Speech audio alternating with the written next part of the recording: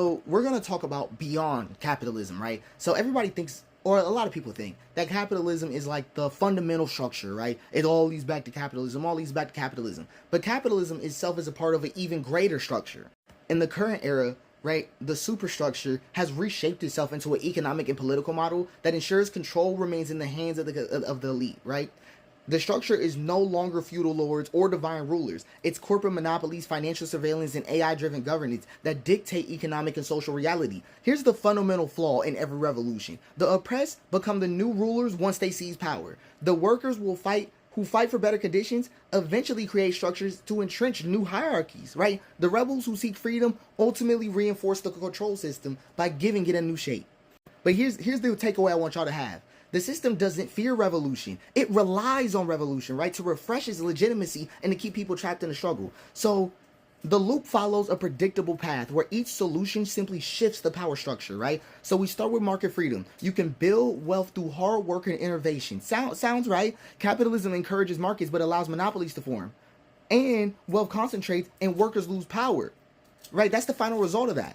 Okay, but here's phase two, corporate capture. Big business and finance will create efficiency and jobs, right? Lobbying and deregulation and privatization is the mechanism of control. And the final result of that is that workers lose independence and wages stagnate, right? But here's phase three, state-corporate fusion. The government will stabilize the economy for everyone. You heard that too, didn't you? Bailouts for corporations, AI-driven financial controls, and economic surveillance. The state becomes a tool for corporate interests, right? But here's the next phase, digital feudalism, right? Or what I like to call, corporate communism, right? People disagree on the title, but it definitely is a feeling. AI and automation will improve life and guarantee security. AI control finance, social credit, and full spectrum surveillance. People become permanent economic dependents under corporate rule, right? But here's actually the fifth phase. Collapse and reset. We must break the system and start something anew, right? Revolution, social unrest, or economic collapse. Any of the three. A new version of the same system emerges, beginning the cycle again. So where are we right now in phase three?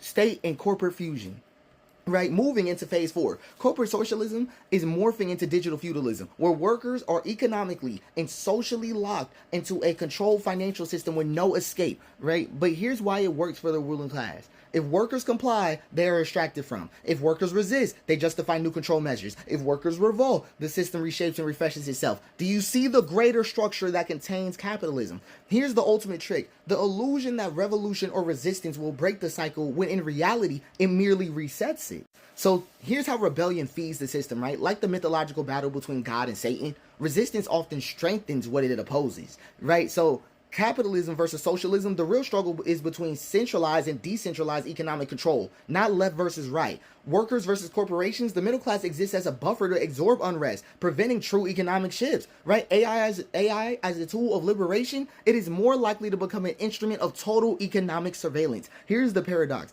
Governments need crises to justify control. Corporations need exploitation to justify profit. The people keep looking for a savior, right? Political or technological, but every savior ends up reinforcing the system. Here's the takeaway. Even when people think they're escaping economic oppression, they are shifting it into a new form of control struggle. But here's the ultimate realization. The door was never locked.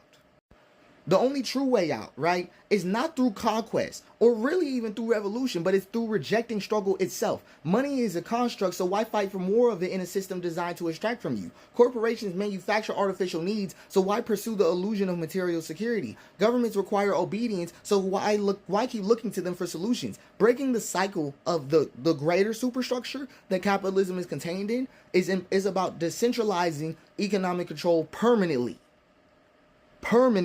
right? So power cannot reconsolidate, refusing to engage in performative struggles that simply refresh the system, and building parallel structures that function independently of the state corporate control.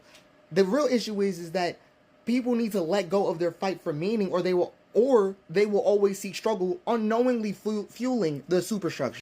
So the main way out is this. Every economic, political, and philosophical system has tried to fix the world, right? But all have failed. Here's the reason why. Because every solution has reinforced the system of control. Control, right? Okay, The only true revolution is one that refuses to recreate power structures. The only true escape is to realize that there was never a prison to begin with, right? So, and this is one of those things where it's so unsatisfying to me. But it's unsatisfying to a lot of people. We don't want to be told that the door was never locked, right? We want to pick the lock, fight the guard, right? And earn our way through. But if the real exit is walking away from struggle itself. So we're going to talk about what this looks like in a more modern sense. Here's what walking away from the struggle would be. It's not checking out, and it's not isolation, but it's refusing to play by the system's rules, right? So you're not waiting for a political movement to save you. That is not what this means. You're also not fighting the system head on, because that only gives it legitimacy in the superstructure. And you're also not hoping for technological breakthrough that fixes the economy.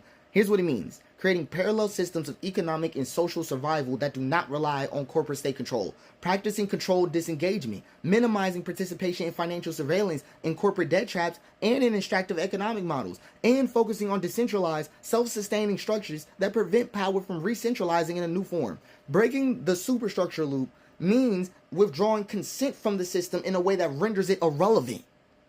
Right? Not in a way that fighting it in a way that makes it reinforced, right? Because when you fight it, it legitimizes it.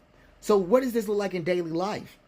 If the system was built on control through finance data and dependency, then the answer is to reduce exposure to those control points, right? Shifting to local or regional economies, worker-owned businesses, cooperatives, barter networks that reduce reliance on corporate monopolies, minimizing use of central banking and credit, favoring credit unions, alternative currencies, localized financial networks. And I'm not talking crypto when I say alternative currencies. Y'all just lazy in the way we develop alternative currencies. I don't know what to tell you. Back in the day, we had ink. Okay, rejecting the debt economy. Living within means, reducing unnecessary purchases, and depriving corporations of artificial demand, right? All demand for them should be at a zip tie, should be mandatory. And rebuilding self-sustaining social structures, prioritizing real communities over digital validation. Corporate media thrives on outrage and division, which is why I can't stand it. Refusing to engage weakens its influence, right? I always thought if we had a news site that just proposed the solutions to what other news sites talk about would be ridiculous. But that's exactly what I mean, right? Preventing the outrage and division, but also reclaiming housing and land for the people. Okay, community land trust, cooperative housing, and repurposing abandoned property reduce dependency on corporate landlords, and strengthening local mutual aid networks, right? Solidarity economies where people directly provide for each other instead of relying on government handouts. But we also need to reject the psychological traps, right? Stop the cycle of outrage and distraction. The system relies on people constantly reacting instead of building alternatives, right? Also understanding that change doesn't come from asking for permission. Governments will never legislate themselves out of power. I'm sorry, I gotta let some of y'all down.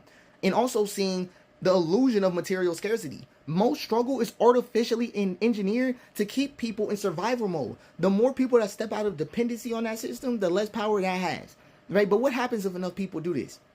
The system collapses, not through violence, right? A different type of revolution, irrelevance, right? Here's what the system really fears most. A workforce that is no longer financially trapped in wage slavery, and a population that no longer depends on the government for survival, and an economy that no longer funnels wealth into monopolized industries. What this will lead to is a parallel economy that grows outside of the state corporate control, built on local production and direct exchange, right? Breakdown of financial control systems, as people refuse predatory banking and corporate monopolization, in a realignment of social power where people realize that state and corporations need them more than they need the system. What happens when the game isn't worth playing anymore? That's the question. Okay, the only power the system has is the belief. It doesn't control money, people do. It doesn't own land, people live on it. It doesn't create productivity, workers do. It doesn't generate culture, communities do. The illusion of power crumbles when people stop consenting to the game. So the only way to break the superstructure loop that capitalism is contained in is just to stop believing in it. It's not to fight it, not to reform it. It's to make it outright obsolete.